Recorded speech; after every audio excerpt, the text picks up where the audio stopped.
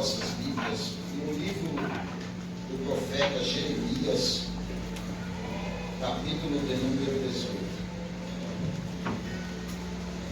Vamos ouvir uma palavra a qual o Senhor ministrou ao meu coração. E eu creio que Deus ele vai nos direcionar, porque quando nós ouvimos a palavra do Senhor e aguardamos no coração, irmãos, é sinal de que você recebeu a direção de Deus para a tua vida. Eu acho interessante que nós frequentamos a igreja. Eu falo frequentamos porque não é assíduo de todos aqueles que entram na igreja vir prestar um culto a Deus. Algumas pessoas ela vêm na igreja simplesmente como um frequentador. Parece que a igreja é um lugar chato durante 2 horas. Mas talvez porque você ainda não tenha consciência do porquê que você respira, do porquê que você enxerga, do porquê que você fala, do porquê que você ouve, do porquê que você se levantou neste domingo. Mas eu tenho uma garantia para você que você só está de pé aqui porque Deus continua com fôlego soprando sobre a tua vida.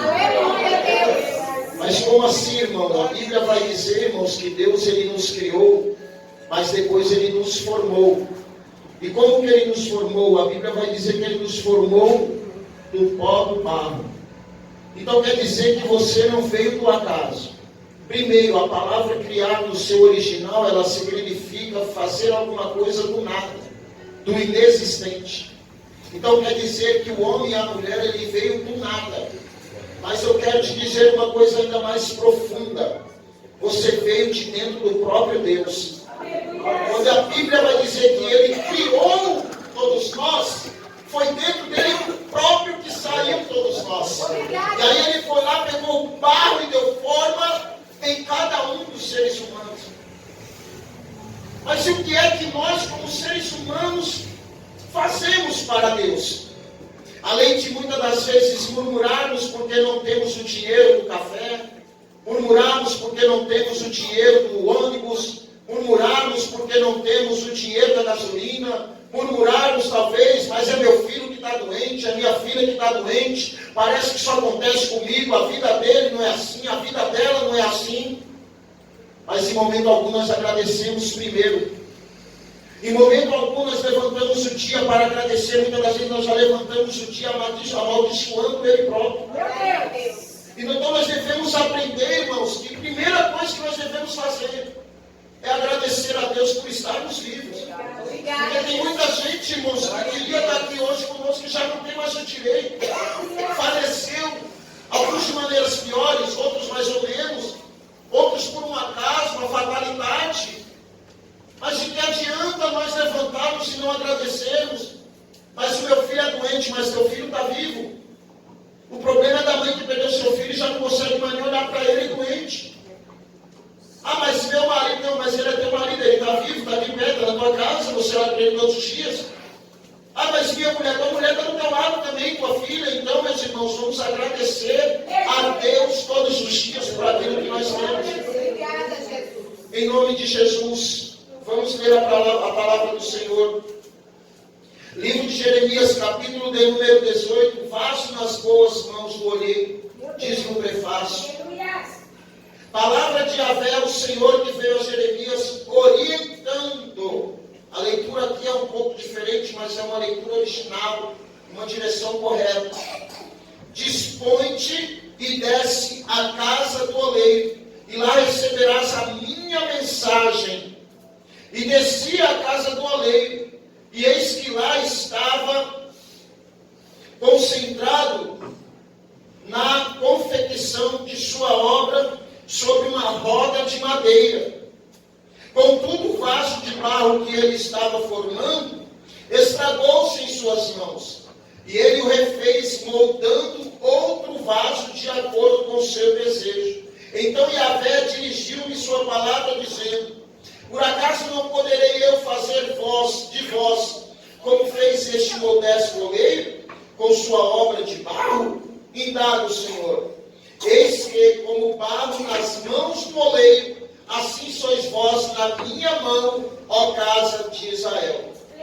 Se em algum momento eu determinar que uma nação ou um reino, qualquer seja arrancado de suas terras, despedaçado e arruinado, e se esta nação que eu adverti converter-se da sua infidelidade e malignidade, então eu voltarei atrás e mudarei a ordem de punição que houvera previsto e decretado em pôr-lhe. E no momento em que eu falar acerca de uma nação ou de um rei, para o edificar e estabelecer, se ele fizer o que é mal perante mim e não der ouvidos à minha voz, então do mesmo modo me arrependerei do bem que previra e determinara fazer. Amém? Amém. Louvado seja Deus por esta palavra. Quando nós vemos a palavra do Senhor falando neste livro de Jeremias, no capítulo 18, nós propriamente vamos dizer a respeito da nação de Israel. Uma nação, louvado seja Deus, que vivia sobre a rebeldia, sobre a desobediência. Uma nação que já não se curvava mais perante ao único Deus do céu. Interessante é que esta é a nação que Deus tirou com o braço forte da mão do Egito, que Deus libertou com o braço forte das mãos de Faraó, que Deus prometeu algumas terras dos seus inimigos, que de lá ele arrancou todos os inimigos para colocar o seu povo dentro dela, para que eles plantassem, para que eles regassem, para que eles trabalhassem, para que eles frutificassem, e de lá eles tivessem todo o seu sustento.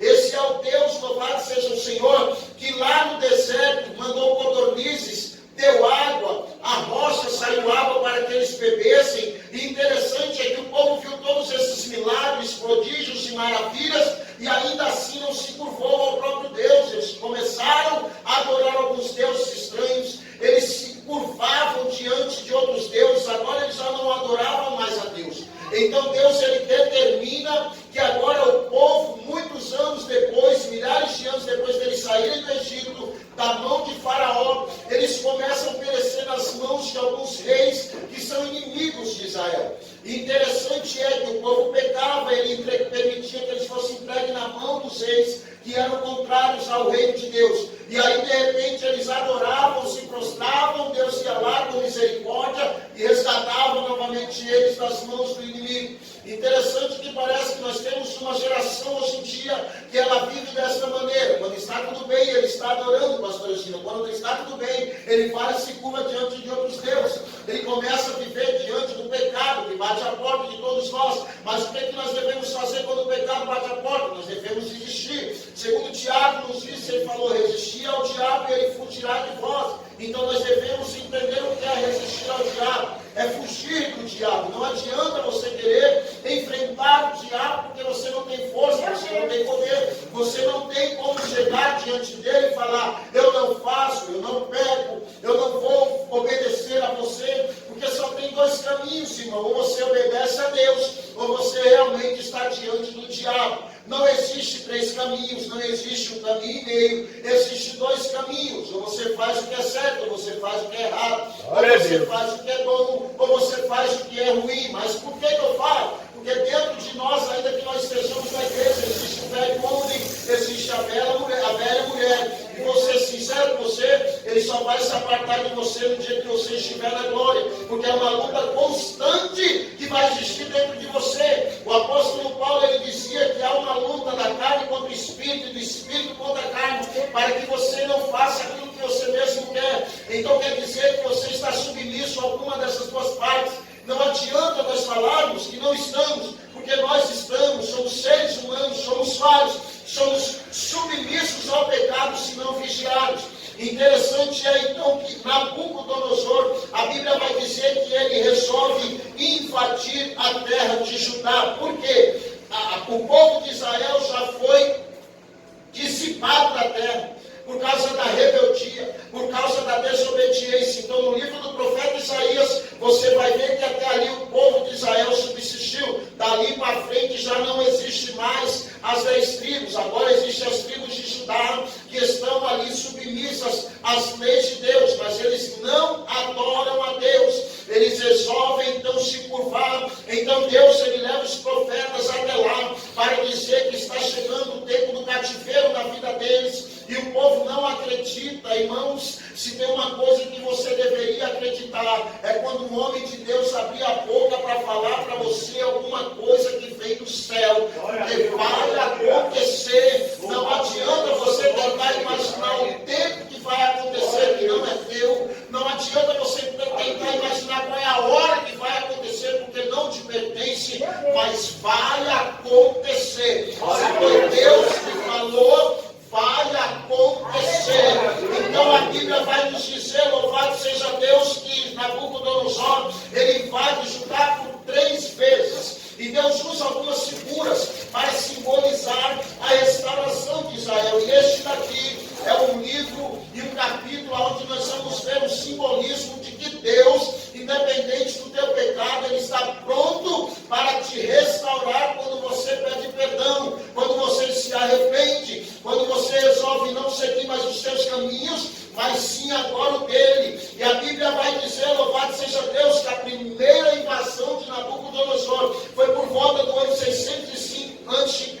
E ele leva alguns jovens intelectuais, jovens nobres, sangue real, pessoas como Ananias, Misael, Azarias e Daniel. Esse daí todos nós sabemos a história. Na segunda vez, em 597 a.C., ele leva 10.000 judeus entre eles. E está também junto deles o profeta Ezequiel. E nesse momento acabaram com o sonho de Ezequiel. Interessante é, irmãos, que nós como servos e servas de Deus, nós precisamos entender que nós já não estamos mais submissos àquilo que nós queremos ou podemos fazer. Nós estamos debaixo de uma conclusão divina. Você está debaixo de uma ordenança de Deus. Já não temos mais escolha. Estávamos na igreja esses dias, pastor, e eu comecei a tentar entender se o escolhido tem escolha. Não, o escolhido não tem escolha. Você foi escolhido para adorar a Deus e acabou. Se fosse para ele te dar 2 caminhos, ele mencionava que você poderia fazer algum tipo de adoração contrária, mas ele falou, só a Deus deveis adorar. Glória a Deus. Então o escolhido não tem escolha. Se você está na igreja, sirva a Deus verdadeiramente e comece a desfrutar tudo aquilo que a igreja e que Deus proporciona para você. Se você não pertence à igreja, venha fazer parte disso, porque você vai ver como Deus é fiel.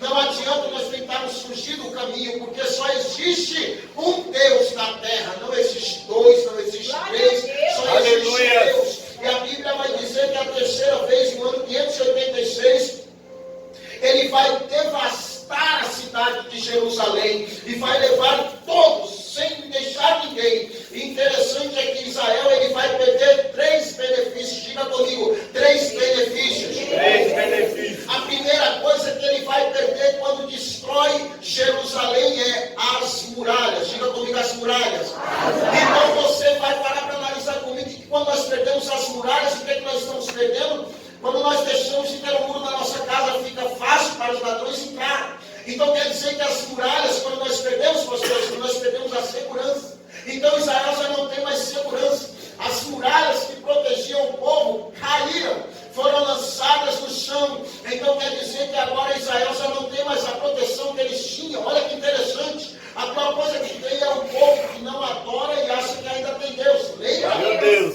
Louvado seja Deus.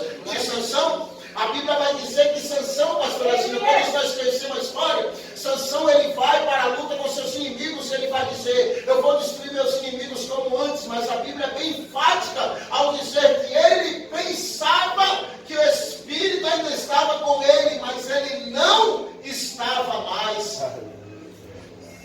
É muito forte isso, igreja, quando você para pensar que da maneira que você está caminhando errado, o Espírito do Senhor ainda está com você. A proteção de Deus ainda está com você. Não, não está. Eu tenho que ser verdadeiro. Se tem uma coisa que eu sempre fui nesta vida, depois do evangélico, foi verdadeiro, principalmente comigo.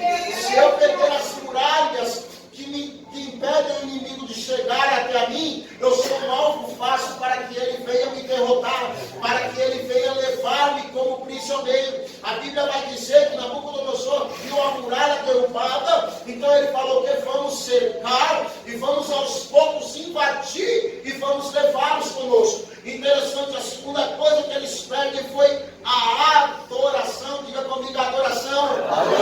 Por que eles perderam a adoração? Porque o templo destruído já não tem mais onde adorar.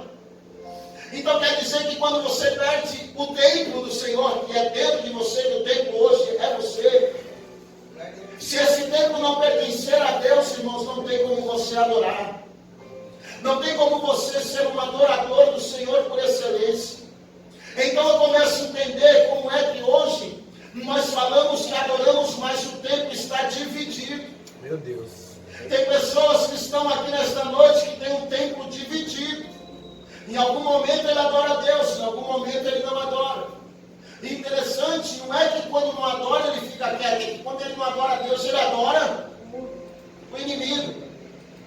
Como assim, pastor? Você está adorando o inimigo? Como? Com as suas obras? Olha bem para tudo aquilo que você pratica quando você não está na presença. Olha bem para tudo aquilo que você faz, tudo aquilo que você fala, tudo aquilo que você é quando não está na presença. Então você está deixando o inimigo derrubar as suas muralhas. Você está deixando o inimigo destruir aquele local de adoração que é o teu coração. Aleluia. Porque a Bíblia vai dizer lá no livro de Provérbios, capítulo 4, verso número 23, que de tudo que se deve guardar, guarda o coração. Porque dele procedem as saídas da vida. Então se você não guardar teu coração, você se torna um alvo fácil para que o inimigo venha trabalhar. A terceira coisa que tinha e que foi levada de Israel era a Arca da Aliança, que era revestida de ouro por dentro e por fora. Três coisas tinham dentro da Arca da Aliança: a vara de Arão que florescia para poder falar sobre o ministério, o pote de maná e as tábuas da lei. Então quer dizer que o povo perdeu a direção. Não tem mais a direção de Deus, irmãos. Agora, como é que nós vamos andar sem direção nessa terra? A terra por si só, irmãos, ela já é destruidora. Basta você ver o que está acontecendo diariamente, todos os dias. Não tem um dia que eu ligo a televisão que eu não escuto uma catástrofe. A primeira coisa, às 4 da manhã, quando eu acordo, é só falando de coisa ruim. É que morreu gente, é que aconteceu um acidente, é que explodiu não sei o que. Pelo amor de Deus, gente, não se levantamos mais. Escutamos um jornal contando de bênçãos. Nós só escutamos de maldição que tem acontecido sobre a terra. Mas como é que eu e você vamos nos colocar diante de tudo isso? Diante dessa decepção? Interessante é que Deus manda Jeremias descer a casa do oleiro. Olha bem a palavra do Senhor. E veio a Jeremias orientando, dizendo: dispõe-te. Sabe o que acontece? A Bíblia vai dizer lá no livro de Lamentações que Jeremias era um homem que vivia chorando por causa da situação do seu povo. Será que algum de nós chora por alguém? Será que algum de nós tem esse prazer de nos ajoelhar e orar pela vida do próximo, orar pela vida do vizinho, orar pela vida daquele que nos maltrata, orar pela vida daquele que nos odeia? Porque, irmão, ser cristão é diferente. Ser cristão é amar quem te odeia, é orar por quem te calunia, é abençoar quem te amaldiçoa. Olha que coisa maluca é ser crente. E interessante é que Deus, Ele sabe que nós não temos força. Deus, Ele sabe que nós não temos circunstâncias dentro de nós que muitas das vezes nos faz agir dessa maneira. Mas é aí que entra a graça de Jesus, a salvadora, que faz com que nós façamos dessa maneira. Porque não é eu nem você, mas o Espírito que habita em nós que faz. Glória a Deus. Então a Bíblia vai dizer que Ele desce. Aí eu te pergunto uma coisa, se você não pegar, eu não estou entendendo. Será que tem algum endereço aqui falando para Jeremias ir em algum lugar? E como é que nós vamos descer a casa do oleiro? É assim que nós ficamos. Não tem nenhum endereço aqui, mas a Bíblia está dizendo: Jeremias se dispõe e vai até a casa do oleiro. O que é se dispor? Como Jeremias chorava muito, sabe o que Deus está falando? Eu não te quero ver sentado, eu não te quero ver chorando, eu não te quero ver sendo humilhado, eu não te quero ver no sendo desgastado.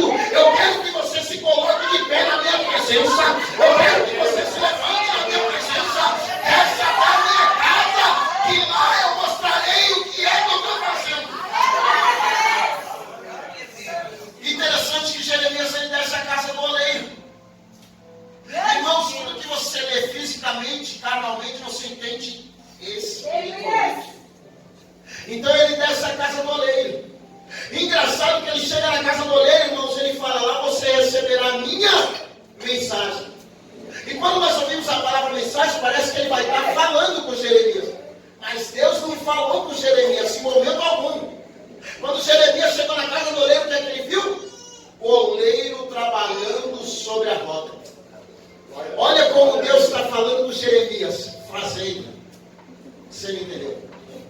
Quando Jeremias entrou na casa do oleiro, ele já estava trabalhando. Então eu quero dizer para você nessa noite que quando você chegou aqui, Deus não ia começar a trabalhar na tua vida. Ele já estava trabalhando. Aleluia. Irmãos, quando nós nos colocamos diante de Deus, nós nos dispusemos a fazer a vontade de Deus, Ele não vai começar uma obra. Ele já está fazendo uma obra. Só que você só vai olhar quando você desce. Aleluia! Grande Deus! Então quer dizer que se nós não descemos na casa do oleiro, nós não conseguimos entender como é que ele faz a obra. Interessante que a obra é feita numa roda. E aí me permita falar uma situação muito espiritual para você entender. A roda ela é como? Ela é girando. Ela gira para os dois lados? Ela tem uma direção, não tem? Quer dizer que tua vida de vez em quando ela está lá em cima, de vez em quando ela vai estar lá? Mas Deus vai estar sempre fazendo a obra. O problema é que muitos de nós não permitem Deus fazer a obra. Nós vamos até na casa do oleiro. E lá nós não entendemos a mensagem que é pregada através de simbologia. Porque Deus, irmão, Ele não precisa fazer o sobrenatural para você entender que Ele está fazendo uma obra na tua vida. Como é que eu sei que Ele está fazendo uma obra? Só de estar vivo eu sei que Ele fez uma obra. Obrigada, Jesus. Só de estar de pé eu sei que Deus está fazendo uma obra. Glória a Deus, aleluia. Às vezes a situação é dura, a situação é difícil. Mas aí nós vamos entender. Jeremias, ele era o profeta de Deus, e Deus mandou ele profetizar sobre a casa, sobre o povo de Israel. E aí Jeremias, aí eu quero falar com os mais jovens e com as mais jovens. Jeremias, quando ele recebe o chamado de Deus, a primeira coisa que ele fala: ah, Senhor, mas eu não sei falar, eu sou só uma criança. E aí Deus, muito bravo com Jeremias, ele fala: ó, pode parar. Tudo que eu mandar você fazer, você vai fazer. Tudo que eu mandar você vai falar, porque eu vou fazer. Querida, quem vai fazer não é você. Quem vai falar não é você. É Deus que está te chamando. Não te preocupa que Ele vai te honrar. Não sou eu que estou te chamando. Não é o pastor Josué que está te chamando. É Deus quem está te chamando. E se Ele chama, Ele se responsabiliza por qualquer coisa que Ele mandar você fazer. Porque tem consciência que você não tem aptidão para coisa, mas a aptidão vem dEle. O chamado vem dEle. O Espírito vem dEle. A graça vem dEle. As palavras vêm dEle. Quem é que não se lembra quando o apóstolo Paulo se converteu? Interessante que Paulo, quando ele se converte, a Bíblia vai dizer que ele vai para a rua direita e ele começa a orar. E lá tem o endereço. Aí Deus vai lá através de Jesus e fala: Ananias, nós temos aqui, não tem o endereço para chegar até lá no lugar da oração.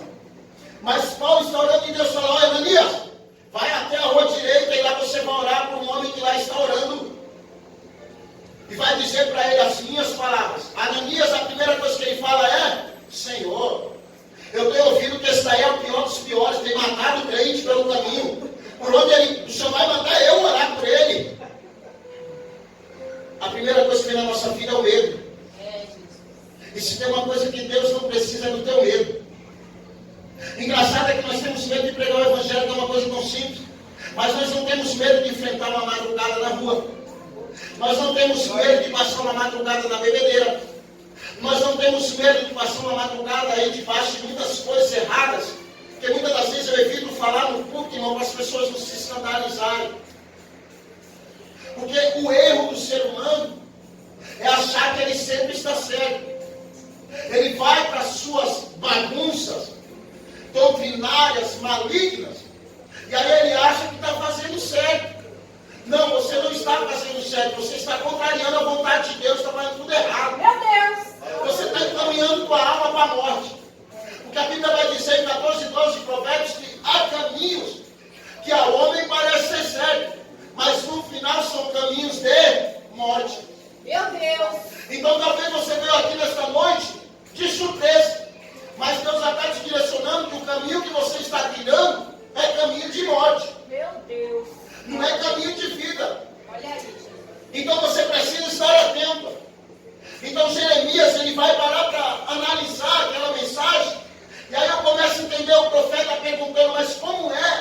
o oleiro está fazendo tudo isso? Primeiro, Deus ele tem que escolher o barro. O oleiro ele tem que escolher o barro. E aonde é que ele vai escolher o barro? O barro ele é apropriado colaria nas margens dos rios, em locais conhecidos como barreiro. Quem aqui já foi no barreiro? Já pisou no barro? É horrível, né, irmão? O barro, aquela lá, aquele Deus vai lá e começa a entender a nossa vida, irmão. Antes de ter Jesus. Deus vai lá e pega todos nós no meio daquela lama, no meio daquela bagunça, no meio daquela coisa podre, e põe a própria mão. Deus põe a própria mão nessa lama. E ele vai lá, pega essa lama com todo carinho, traz para a casa do oleiro, e ele começa a escolher o barro. Ó, e ele vai tirando toda impureza que tem no barro. Ele vai tirando toda a tristeza que o barro faz com que ele tenha, porque nós entristecemos a Deus.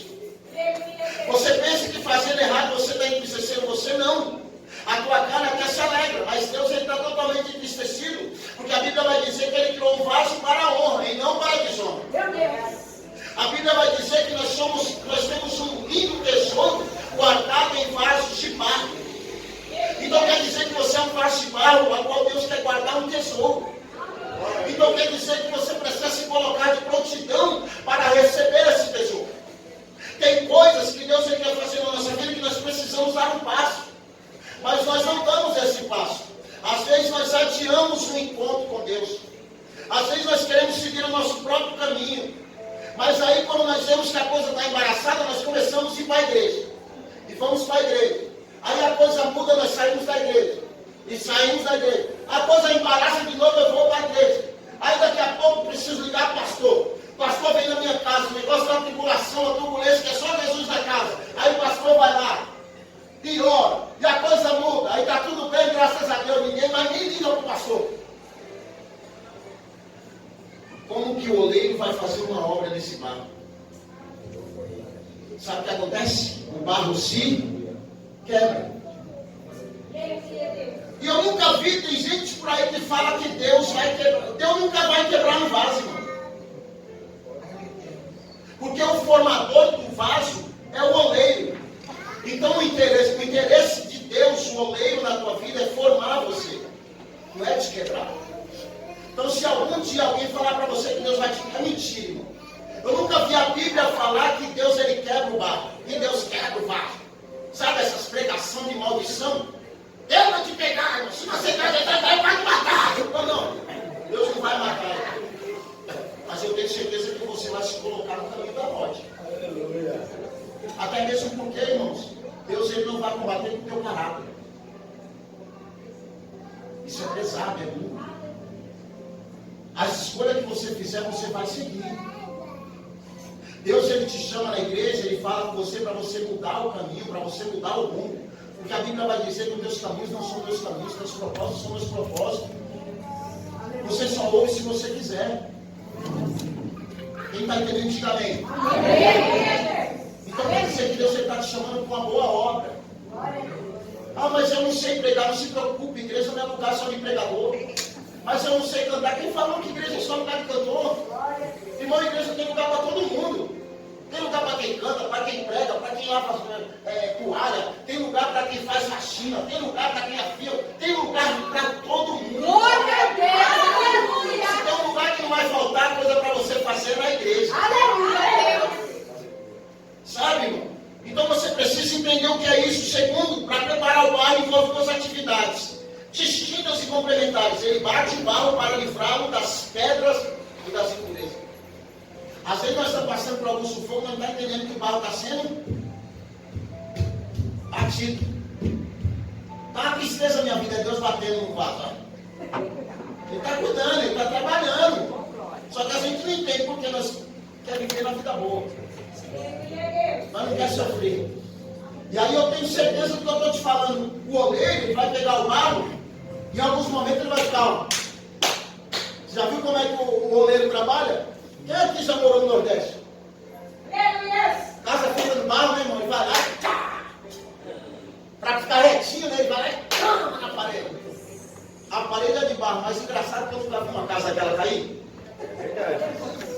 E eu vejo casa aqui que com chuva, com pedra, com cimento, com tudo, ela cai. Meu Deus. Mas lá no Nordeste tem um monte de casinha dessas aí, que não cai e ela é feita do barro, irmão. Meu Deus. Glória a Deus. Você vê como é que o barro fica forte depois que ele é tratado? Aleluia. E aí nós vamos para a terceira fase do barro. Ele vai modelar o vaso.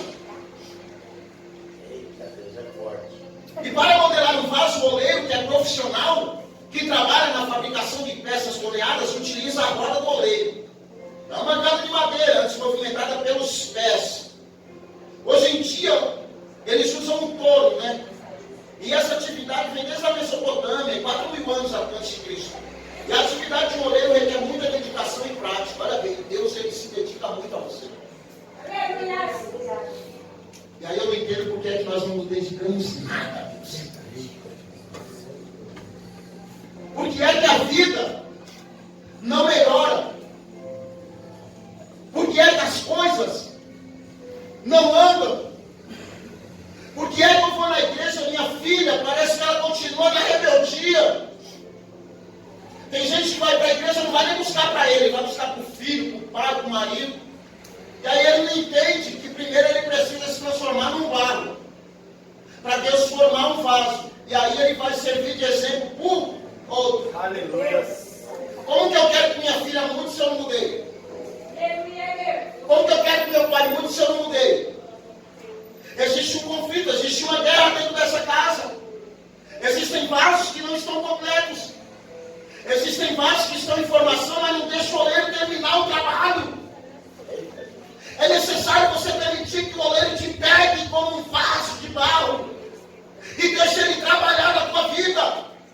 Glória a Deus. Aleluia. Para as coisas mudarem, você precisa se colocar numa posição. Que posição é essa? Posição de barro. Para ser transformado num vaso para a honra de Deus. Nós precisamos parar de dar trabalho para o oleiro. Sua tarefa principal é dar forma a uma porção de barro com as mãos e umas poucas ferramentas como as que estão ao lado. A argila é colocada no centro de um prato giratório e com os dedos posicionados externamente e internamente levantam-se as paredes da peça. Olha, na forma e na altura desejada. Quer dizer que você não vai ficar no tamanho que você quer. Você vai ficar do tamanho que Deus quiser. É forte, Jesus.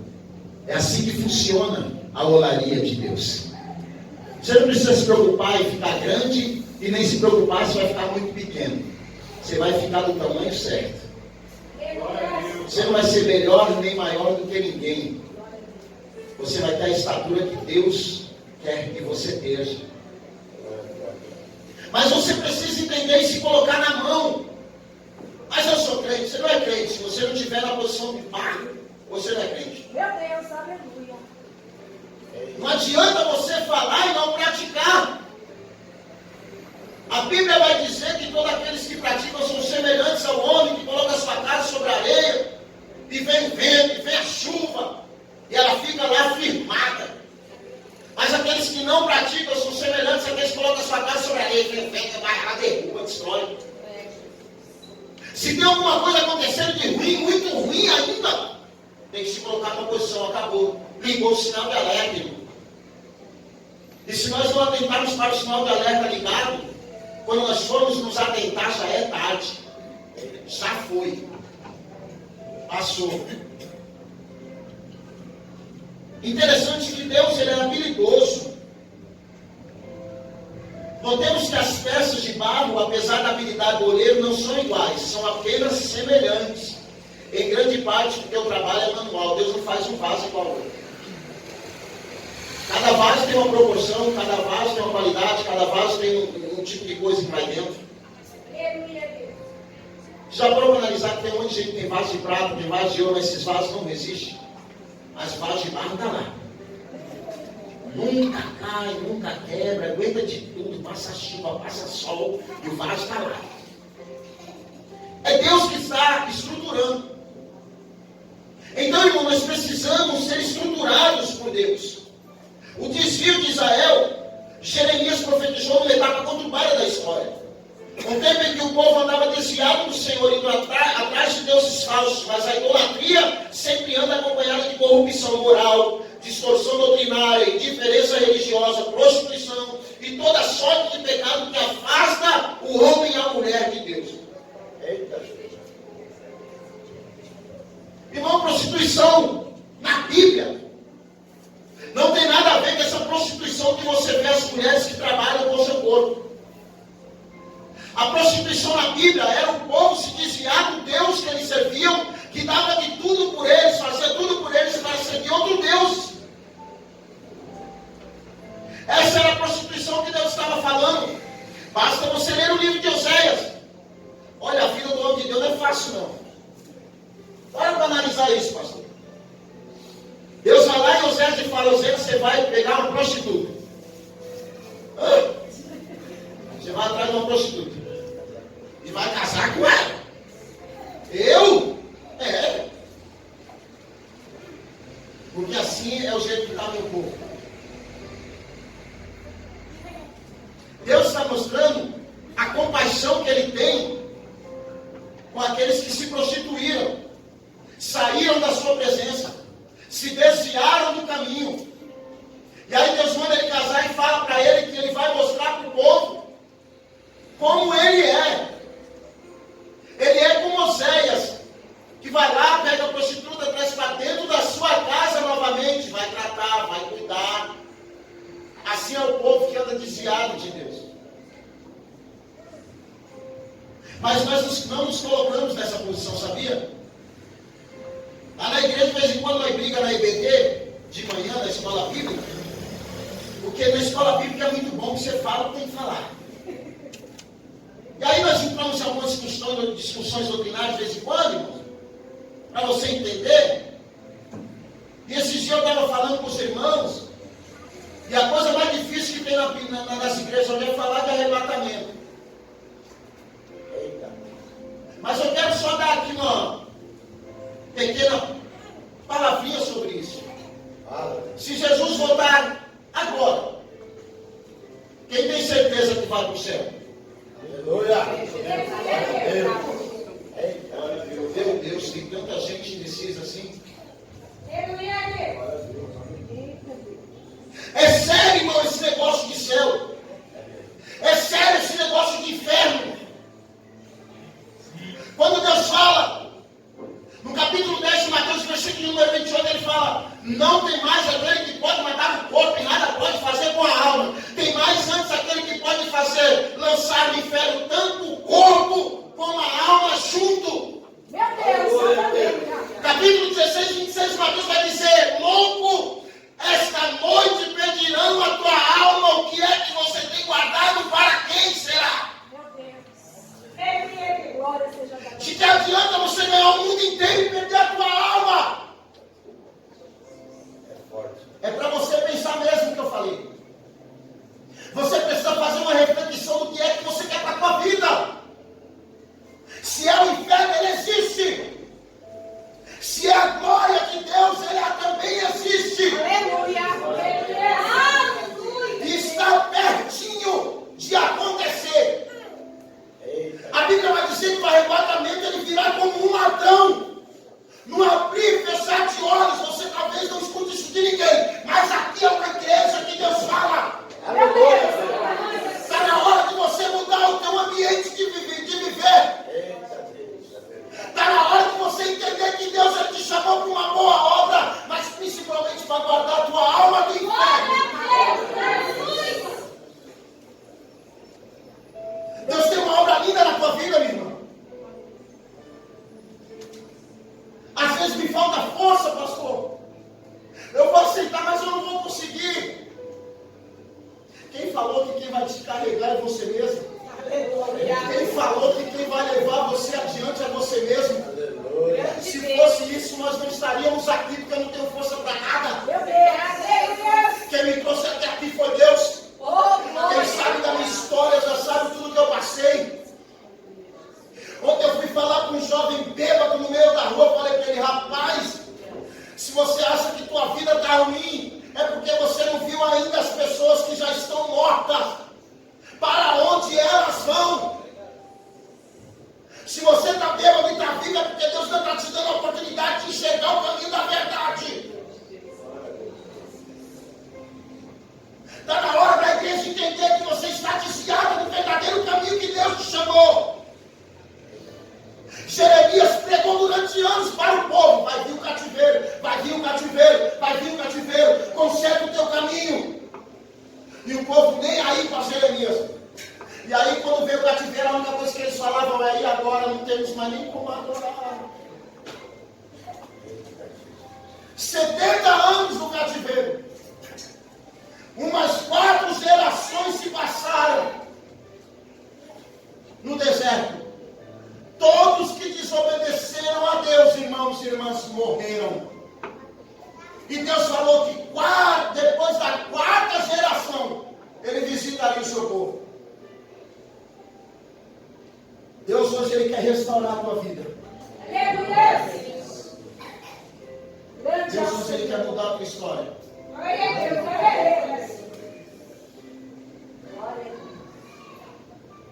Não deixe para depois. Não deixe para amanhã o que você pode fazer hoje. Talvez se você fosse chamado para ir ao baile hoje, você não deixaria de ir. Talvez se fosse para ir ao aniversário com as amiguinhas, onde vai rolar de tudo, você não deixaria de ir. Mas quando nós falamos de ir para a graça do Senhor, quando nós falamos em aceitar o Senhor Jesus como Salvador da tua vida, é uma briga, é uma luta, é uma guerra. Eu vou te falar por quê? Porque o diabo sabe que se você aceitar, ele não terá mais poder sobre a tua vida. Ele não terá mais domínio sobre os teus passos. Porque Deus não vai permitir. Ai de quem tocar na menina dos meus olhos. Tem proteção para você dentro da casa do Senhor. A muralha vai se colocar de pé de novo. O lugar da adoração estará lá de novo. E tudo aquilo que ficou para trás já foi. Livro de Isaías, capítulo 43, verso 1, ele diz: eu mesmo sou o que apago as tuas transgressões, e dos teus pecados eu não me lembro mais. Mas é preciso determinar, é preciso você se levantar, se dispor e falar assim: eu aceito a proposta do Evangelho para a minha vida. Porque o amanhã, irmão, não te pertence. Nós nem sabemos se vamos chegar até em casa. Não ache que você sabe. A única coisa que nós temos na mente, eu tenho certeza que vou chegar. Mas isso não concede a nós. Quantas pessoas saem de um lugar e dão um passo, morrem. Infarto fulminante, AVC, tem todo tipo de doença. A morte veio, irmão, sem nós imaginarmos que ela chegou. Salvação é muito sério. A tua alma tem um valor inestimável, você não sabe. Você não sabe a guerra que foi para você entrar nessa igreja hoje. Você é crente ou não crente? Houve uma guerra para você estar aqui. E se você entrou é porque o Senhor venceu e queria mostrar para você que há um momento de mudança para a tua vida. Há uma jornada diferente para você passar. Há um caminho especial para que você possa entrar. Você só tem que acreditar que Ele é.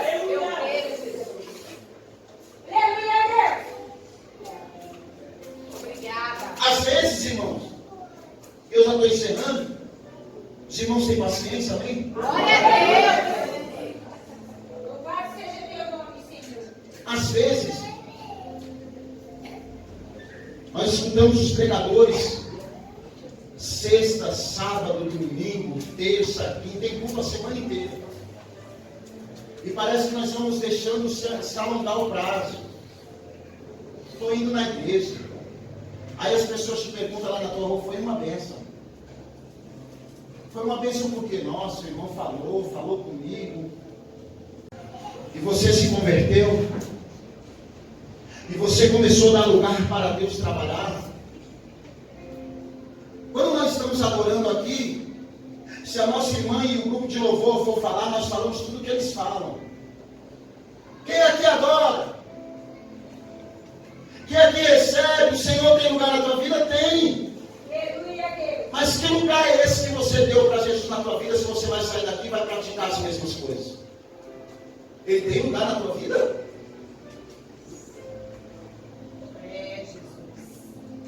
É para refletirmos essa noite. Obrigada. O povo foi no cativeiro, Jeremias avisou que teria um cativeiro. E Jeremias, ele era um profeta chorando, porque ele não aguentava ver a situação do povo. Neemias, ele está diante do rei, no seu primeiro capítulo, nos seus primeiros versos, interessante que ele vai falar: por que descaiu o teu semblante, Neemias? O que é que está acontecendo?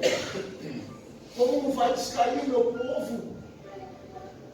Ele está dizendo: a minha família, as minhas famílias, o povo de Israel, as muralhas foram derrubadas, os portões foram queimados ao fogo, eles não têm mais nada, eles talvez não tenham mais nem vida para viver. Eu estou triste, meu Senhor. A primeira coisa que ele falou: vai então fazer o que tem que ser feito. E ele vai lá, e a primeira coisa que é colocada diante do povo ele vai ler a lei de Deus. Ele vai fazer com que o povo reconheça os seus pecados. Ele vai fazer com que o povo se arrependa dos seus caminhos. É o primeiro passo, irmão. Se tem alguma coisa para mudar na tua vida, a primeira coisa que você tem que fazer é se arrepender dos seus pecados e aceitar Jesus como seu único suficiente Salvador. O restante, deixa na mão dele. Você não vai conseguir mudar a tua vida, teu filho. Você não vai conseguir mudar ninguém. Nós não sabemos mudar o caminho de ninguém, porque nós não temos o nosso mudado. E aí eu estou aqui pregando, e Deus está falando: tem pessoas aqui, filho, que elas entraram na casa do oleiro e tomou esse pau. Ela chega na minha mão e quebra. Chega na minha mão e quebra.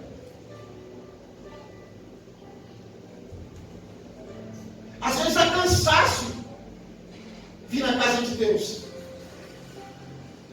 Mas eu falei isso a semana passada no congresso onde eu fui. Eu falei, era 10h30, acabou.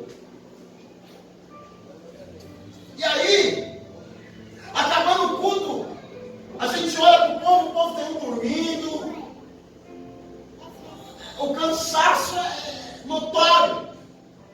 Mas aí eu paro para analisar que quando eu vou para o baile começa às 10 da manhã e termina às 4. E nós temos gás para ir até às 6. E para ouvir uma palavra, irmãos, às vezes passa uma hora, nós estamos querendo matar o pregador. Se não fosse o pastor José, não chamava, mas esse cara aqui, nossa, como demora, como cansa. Cansa porque você não sabe o valor que tem a palavra. Você não sabe o poder que tem essa palavra. Irmãos, toda a palavra que você vê teu pastor lançar no altar, você se preocupa. Porque a palavra que vem aqui, ela não volta vazia. Aleluia. Glória a Deus. Eu morro de medo, irmão, quando alguém olha para mim lá no meio da multidão e fala: ei, levanta! Meu Deus. É sinal que eu tenho que tomar uma posição. Aleluia. Eu não posso ter medo de tomar uma posição. Para obter algumas coisas no reino de Deus, nós precisamos estar na posição e nos colocar diante de algumas condições para poder receber. Aleluia, Deus. Se você acha que o que você recebe é bênção, você não viu ainda, depois de se colocar na posição. Aí você vai ver o que é Deus fazer. Mas vai ter luta, lógico. Você acha que tudo vai ser fácil? Se fosse fácil, nós não precisávamos trabalhar, o aluguel estava pago, a conta estava paga. Ei, Paulo, quem falou que você precisava passar o dia inteiro lá cortando cabelo? Cairia do céu, como caiu economias, cairia dinheiro. Oh, aleluia! Aleluia, Deus. Mas não cai. Você tem que se colocar na brecha. O que é se colocar na brecha? É fazer a vontade de Deus.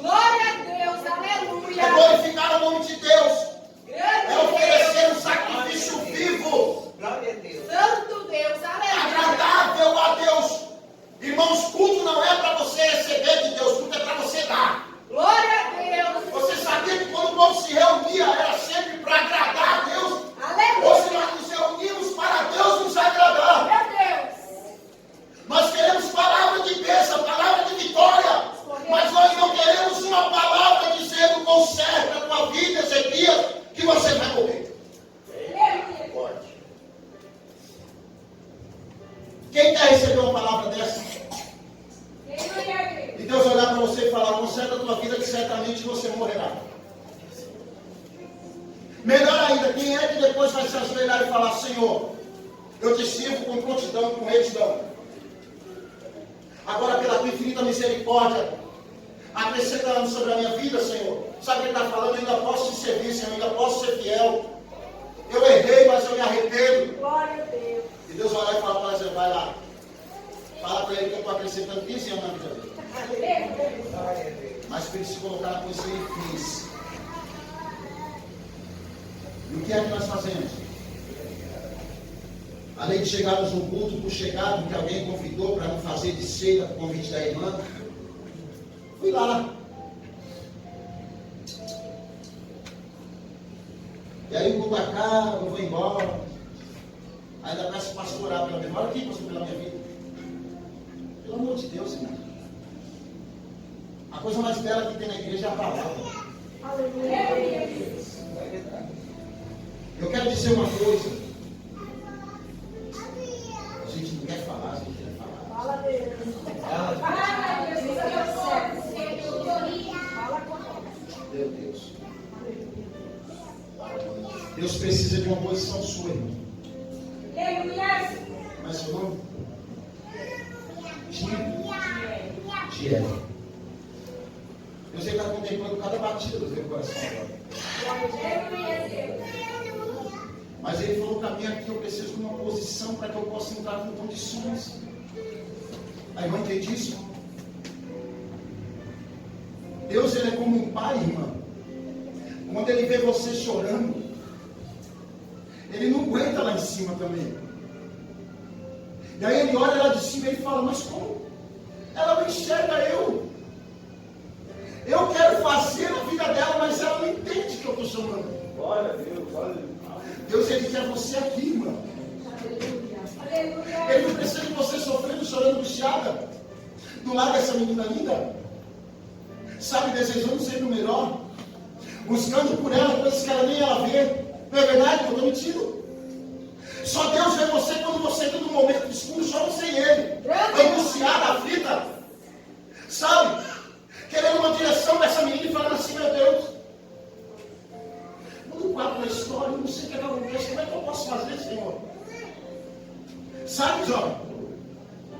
Sabe aquelas coisas que você fala assim, nossa, vislumbrante isso aqui tudo.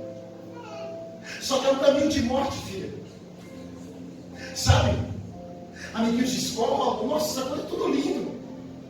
Mas lá no final é caminho de morte. E Deus ele tem contemplado cada lágrima tua, irmão. Os momentos que às vezes não saem lágrima, mas aqui dentro tem uma aflição, uma angústia tão grande. Tão grande. Meu Deus. Aleluia. Vontade de subir, vontade de parar. Sabe aquele multimistura de sentimentos? Fala assim, meu Deus, o que eu vou fazer da minha vida? Eu me esforço o máximo que eu posso como mãe. Eu me esforço o máximo que eu posso como mãe. Como é que eu faço agora? Deus quer fazer. Mas Ele precisa de você. Ele precisa de vocês. Sabe, abraçar uma causa, uma família, tudo que Deus quer. Deus, Ele quer lá livrar a alma de vocês da morte, mas Ele também quer trilhar um caminho de luz. Deus, Ele nos chamou das trevas para a sua maravilhosa luz. Aleluia. Aleluia. Eu faço isso com nós. Entenda o chamado de luz. Não olha para trás, não olha para um lado nem para o outro, não se preocupa com o que vão falar, não se preocupa com o que você vai achar quando chegar lá na sua casa, não se preocupa com nada. Deus, Ele te chamou, Ele vai fazer na tua vida da maneira que Ele quiser, como Ele é. É Deus que te mantém de pé. Você só está em de pé porque é o Espírito de Deus que te segura. Grande é o Senhor. Eu estou falando alguma mentira, irmão? Aleluia. Glória a Deus, aleluia. Deus. Vai o nome dessa menina? Aleluia. A última, ó. Isso. Helena. Como? Helena. Helena. Helena. Meu Deus. Grande é o Você Senhor. pode se colocar de pé, Helena, por favor? Aleluia. Quantos anos você tem, filho? 23. 23. A Bíblia diz que o inimigo ele pegou alguns jovens, sangue real.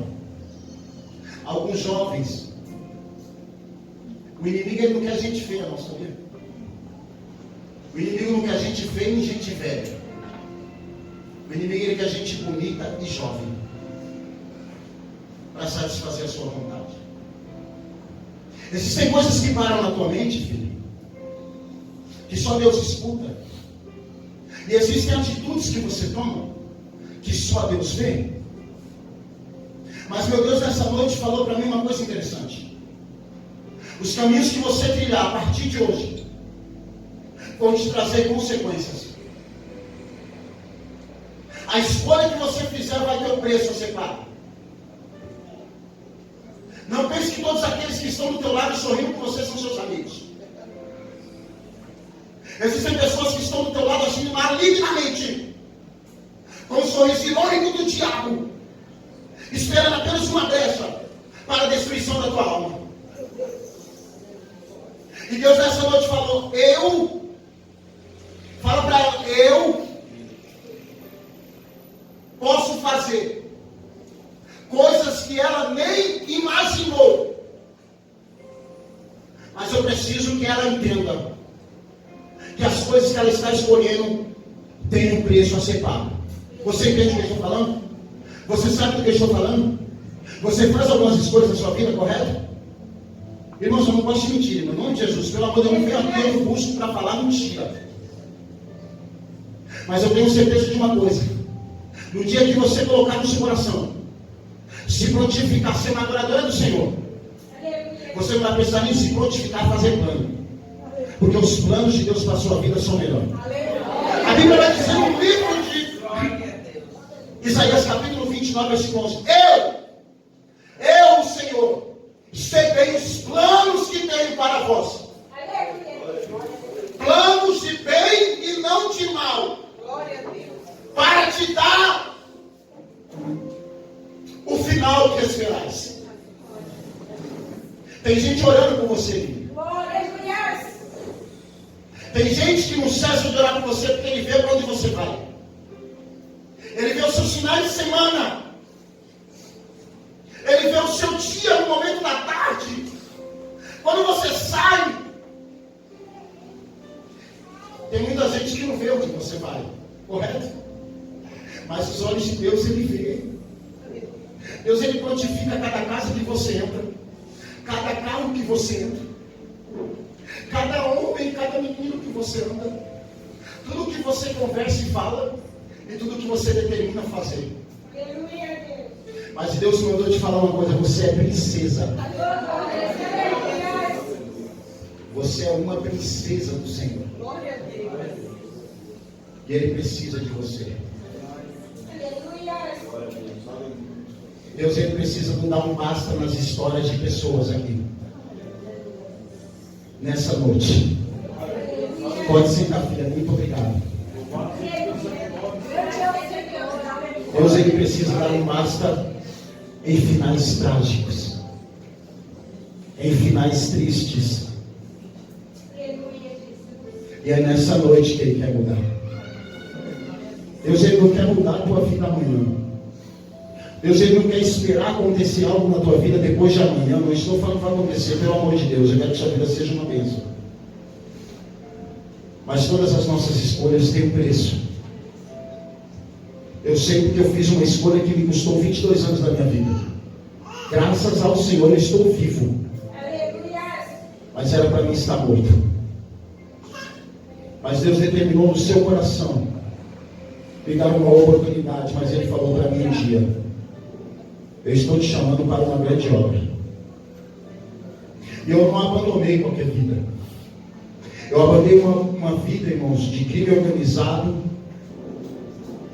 de traficante, de assaltante, talvez de um homicida. Deus nunca me permitiu tirar uma vida, mas eu tinha qualquer que fosse a vontade para isso.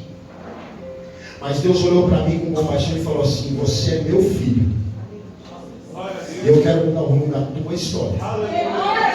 E nessa noite Deus quer mudar o rumo da tua história. Eu tenho certeza que vai valer a pena.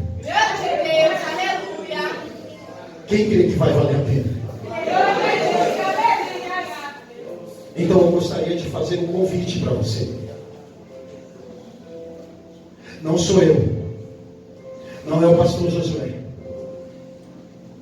É o Espírito Santo de Deus que está aqui nessa noite convidando. E eu gostaria de convidar você, que sempre teve dúvidas a respeito de Jesus, mas que gostaria de aceitar o seu chamado nesta noite e confiar nele, somente nele. Eu gostaria de convidar você que gostaria de aceitar esse Jesus. Ou você mesmo que um dia serviu a Jesus, se afastou por algum motivo, e nesta noite gostaria de estar retornando à casa do Senhor. Saísse do seu lugar, que eu quero orar pela tua vida. Há alguém no nosso meio que gostaria de receber Jesus? Vem cá, Lucas. Grande é o Senhor, obrigada. Há mais gente no nosso meio que Deus quer salvar. E nós temos pouco tempo. Há mais alguém aqui que gostaria de aceitar a Jesus como seu único e suficiente Salvador? Saia do seu lugar e venha. Alguém que está afastado por algum motivo, saia do seu lugar e venha, sem tosquenejar. Não fica com medo, não. Não fica com medo nem com vergonha, não, porque Deus ele não se envergonhou de mandar seu filho Jesus morrer numa cruz. Olha aí. Tem mais gente, irmãos. O Senhor falou para mim que tem mais gente. Deus ele não se engana. Oh, aleluia. Teu glória a Deus deveria ser grandioso nessa noite. Mas Deus ainda quer salvar alguém. Eu vou entregar esse microfone, eu não vou falar muito. Tem mais gente aqui que Deus quer salvar. Saia do seu lugar, tome coragem.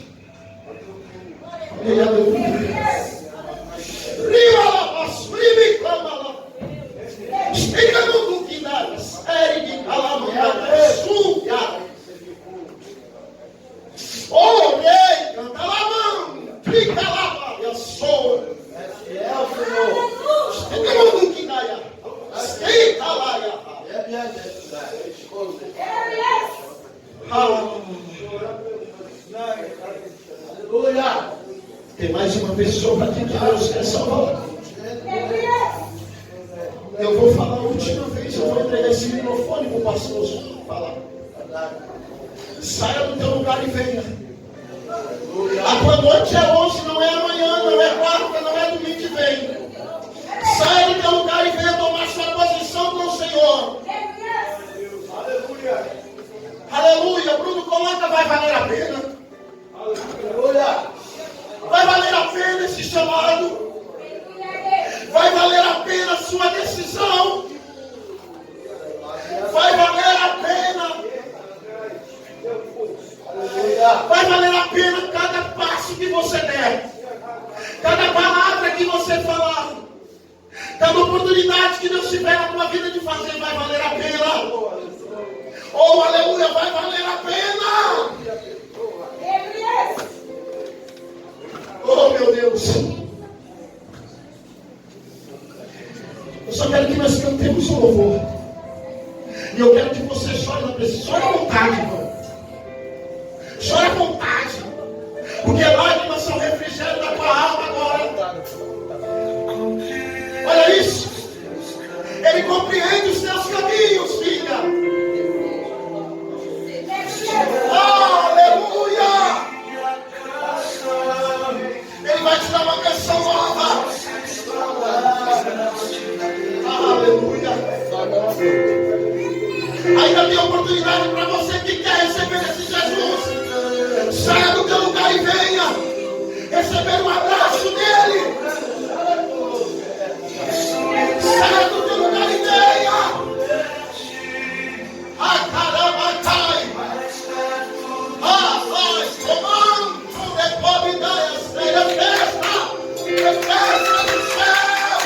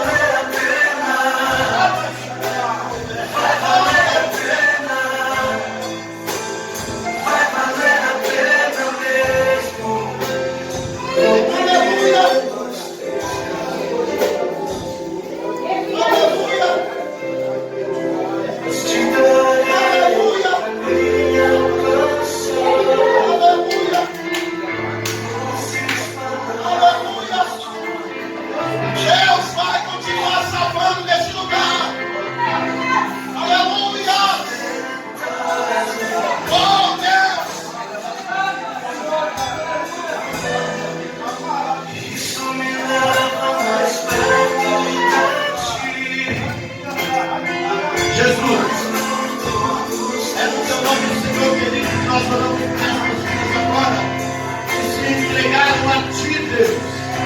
Pai amado, a partir de hoje, a partir de agora, venha cuidar destas vidas, Senhor.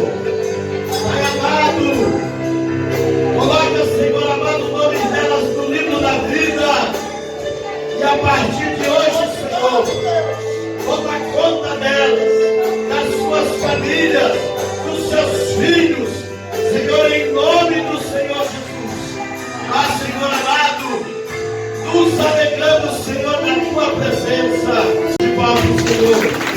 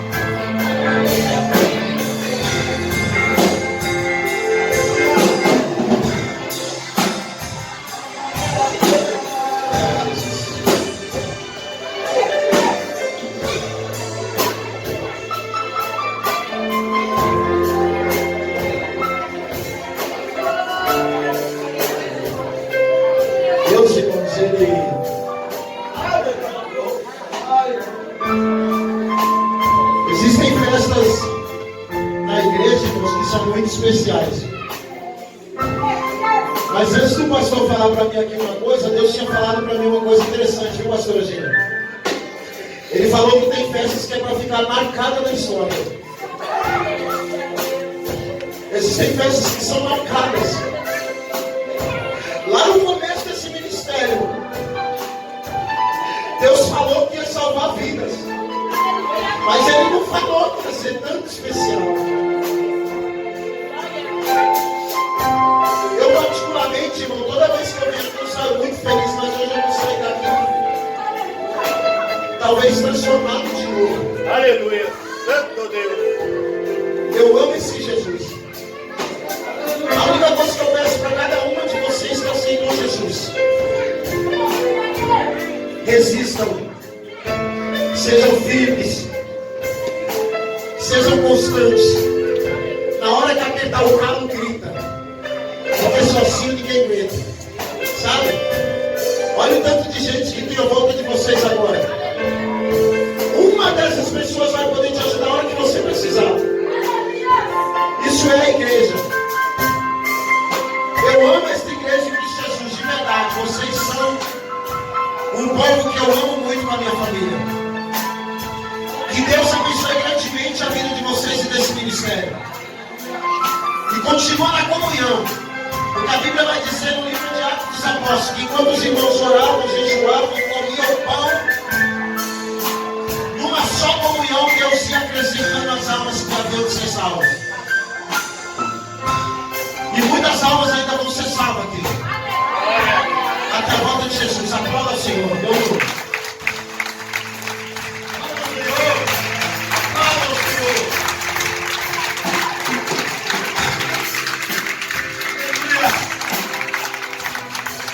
Aleluia. Aleluia. Anote o nome do pessoal, das pessoas, por favor.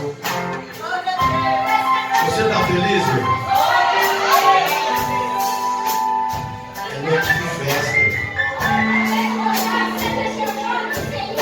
O céu está em festa.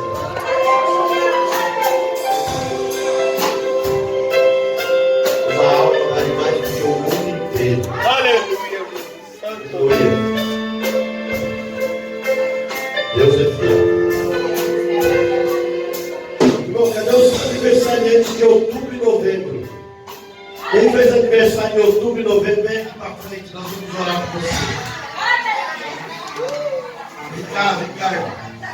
Outubro e novembro. O Wellington, irmão, ele sentiu. Quinta-feira foi aniversário do Gabriel.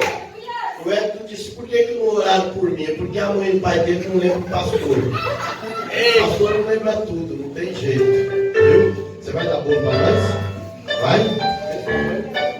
Tá bom. Quem mais? Vem cá pra cá, irmão.